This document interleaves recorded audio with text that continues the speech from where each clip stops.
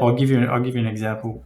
My partner recently went to the hospital to get a minor operation, but any operation is significant, right? Yeah. And having to go under and be knocked out for a while, and there's possible dangers. And in this day, it went on for hours, right? It was supposed to be a 45-minute or something like this thing, and she went in at 10 o'clock in the morning and hasn't contacted me at 5 o'clock in the afternoon. So I know something's wrong, but I cannot contact her. Do you see?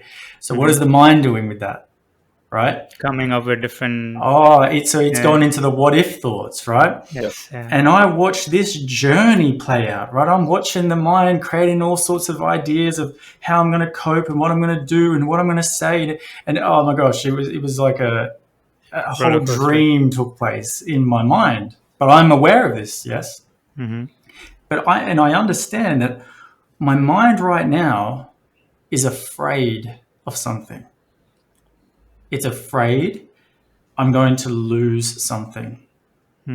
Because there's a few chief fears. One is the fear of loneliness. Yeah.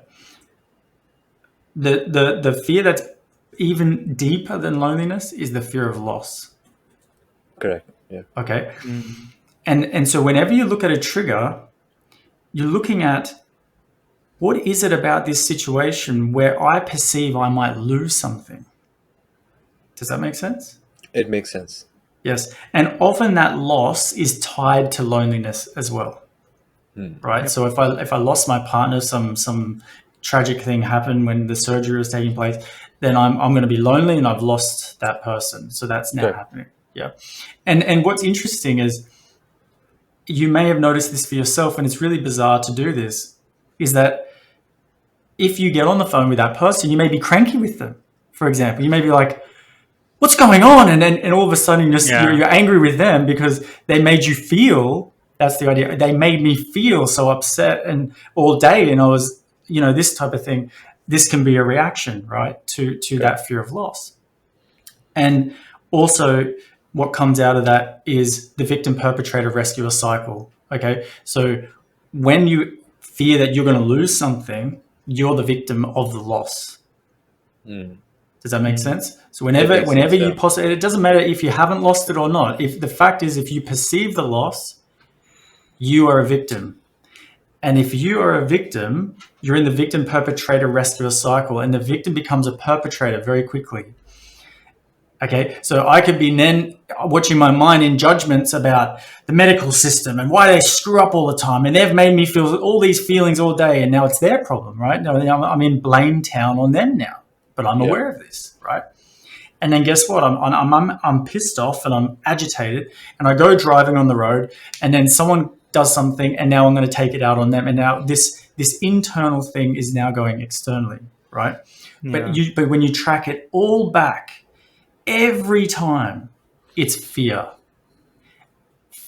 of loss, but that fear of loss will come through the fear of, say, failure, right? Who can you recognize the fear of failure? Anytime you go to do something, it comes up going, don't commit because you might fail. Fear of abandonment, fear of wasting time. How often are we afraid of wasting time? Oh yeah, right? Yeah. Fear of loss. I've got a whole massive table of these fears, but you break them all down, it comes back to that. It comes back to this loss concern. So this is a major discovery of refinement to see this. Yeah. And right. So where are you not afraid of loss is the important next question. Because if you don't know where you're not afraid of loss, you have to react to the possibility of loss with some kind of behavior or compensation or something to mitigate that loss. And then what that becomes, we're a slave to the mind. That's how we become a slave to the mind. And the mind is then overactive in its pursuit to mitigate loss wherever it possibly can.